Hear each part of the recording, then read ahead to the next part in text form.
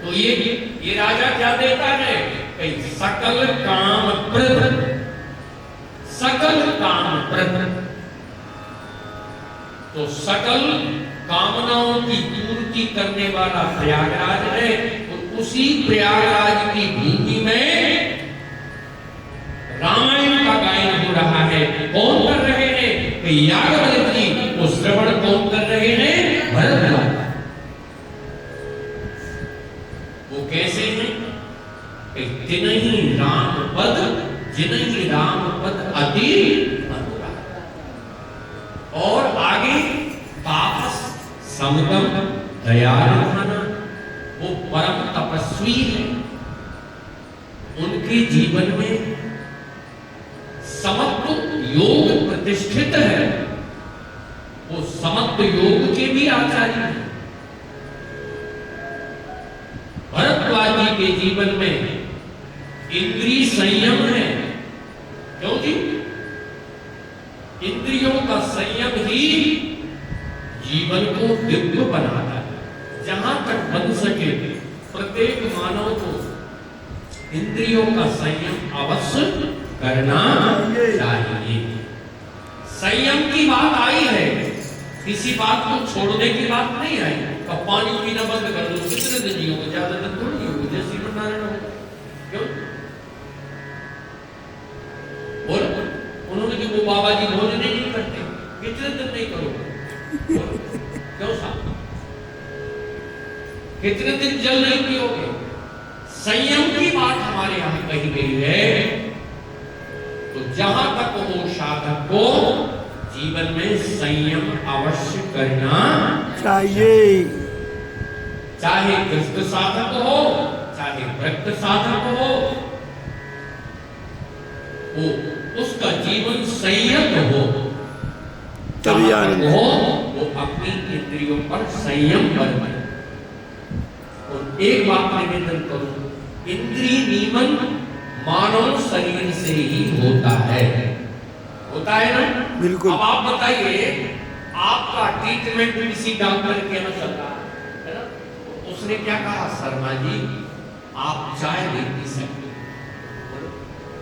आप चावल नहीं खा सकते, आप दही मत खाना, अरे बाजार की तो कोई वस्तु छू भी मत लेना। अगर जीना है तो आपने बात मानी कि नहीं मानी? मानी। बोलो ना, मानी कि नहीं मानी? ये हमारे भक्तमाली बाबा बैठे, इनको डॉक्टर ने संयम दिया। पहले नहीं मानते थे, अब मानना पड़ रहा है ना? बोलो। बिल्कुल मानना पड़ रहा है कि नहीं? मजबूरी। मैं निवेदन करूंगा, कोई डॉक्टर के कहने से क्यों माने? क्यों? स्वयं जीवन अगर संयत हो जाए, इंद्रियों पर थोड़ा सा कंट्रोल कर ले, तो जीवन में कितना आनंद देगा। अब डॉक्टर ने बोल दिया अब आप नहीं जीव सकते कुछ, अब मरे, अब जीव लपड़ा पड़ेगी। डॉक्टर ने गांठ लगा दी कि बंसी बजाना है तो थोड़ा खटाई पर नियंत्रण करना, और तुम नींबू नहीं छोड़ते जा रहे। नींबू नहीं छोड़। अब लगेगी ताकत बंसी बजाने में, कितनी लगेगी? अब मरी मारी बंसी वाले। तो अगर हम अपनी जीव पर थोड़ा सा संयम करें, क्यों जी? तो थोड़ा सा नियमन करें तो कितना आनंद है। बिल्कुल। अब डॉक्टर ने देखो, डॉक्टर ने दो काम किए, तुमसे घीसली और एलोपैथिक जहर पकड़ाया। क्या पकड़ाया? एलोपैथिक जहर। बोलो। और ये खाना पड़ेगा पूरे जीवन पर्यंत, और अच्छी चीजों पर रोक लगा दो। साहब लगा दी ना?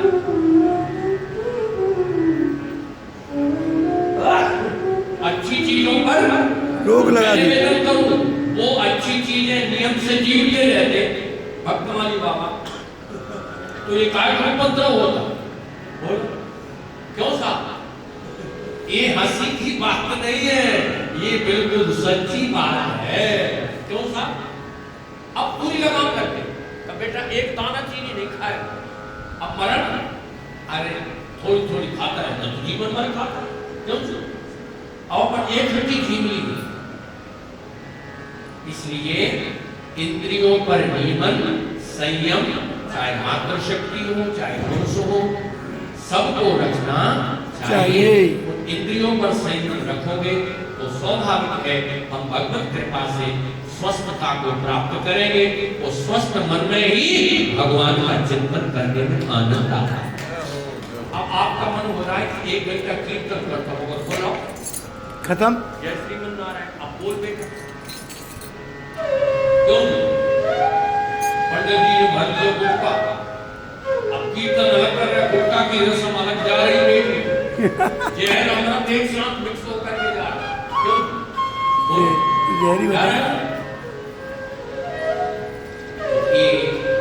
तापस समदम दया निधाना वो परमार्थ पथ।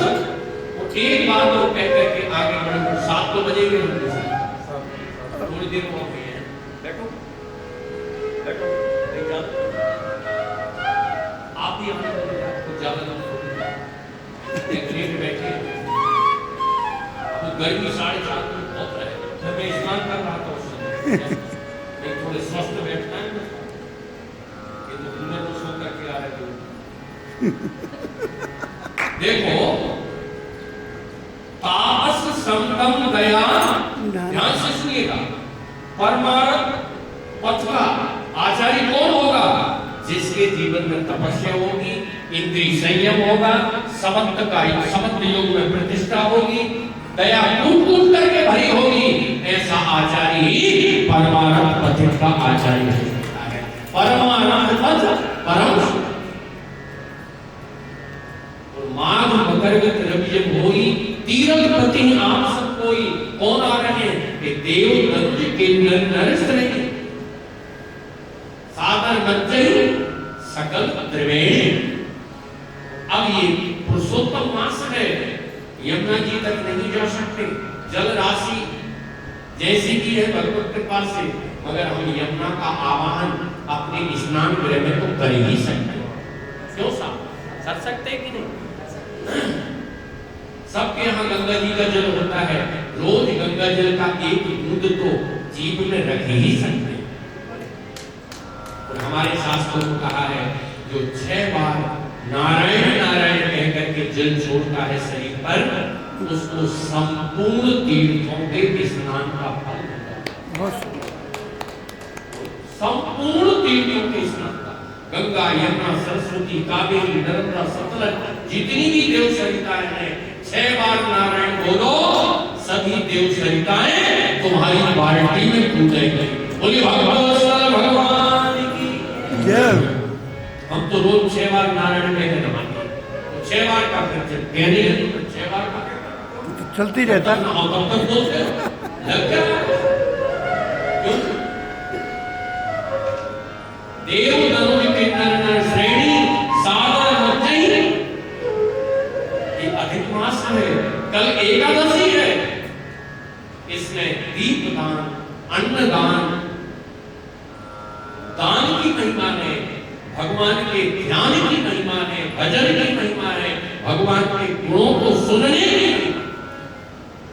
आप इस अधिक मास में वृंदावन आए गए ऐसी तपस में, और इतने बड़े वयोवृद्ध हमारे श्रोता, ये कोई साधारण बात नहीं है। ये ठाकुर की कृपा करके ही आप यहाँ बुलंद। नहीं मेरे को इस तारीख में कहीं और कथा क्या था, समझ गया? शीतल जगह में अगर ये आपका कार्यक्रम यहाँ बन गया तो फिर मैं चुप हो गया, कांच लगा चुका। लेकिन मैं तो कहीं चिड़ जगह में जाता, ठंडी जगह। तो मेरा विचार था कि इस बार गंगा जी के तट पर साथ में व्यतीत करेंगे, मगर जब गुरु जी का आदेश हुआ कि भाई यही यमुना जी की तट पे, तो फिर यही भगवान की देवदत्त की नंदन श्रेणी भरद्वाज आश्रम अति पावन परम रंग मुनिवर का। तो वहां होता क्या है? कहाँ हो विषय समाजा जागी जीवन जन तीरथ राजा। तो जब सब संत वैष्णव कल्प की अवधि समाप्त हुई, तो सब अपने अपने आश्रम चले गए। कल तो एकादशी ने इसकी महिमा सुन। आज कहते हैं 1000 अमावस्या पर जो स्नान किया जाएगा, 1000 अमावस्या को स्नान करो, 1000 अमावस्या का व्रत करो, तो उसका जो पुण्य होगा वो कल की एकादशी के व्रत का। इतनी महिमा है कल की एकादशी। 1000 अमावस्या बोलो, कल जो एकादशी है, ये एक एकादशी कल की जो संयम नियम से कल एकादशी का व्रत करेगा अपने सामर्थ्य से, उसको 1000 अमावस्या के व्रत का दान का पुण्य का फल मिलेगा। एक एकादशी को होगा। ऐसा योग कभी कभी आता है, इसलिए हम सब लोग भाग्यशाली हैं।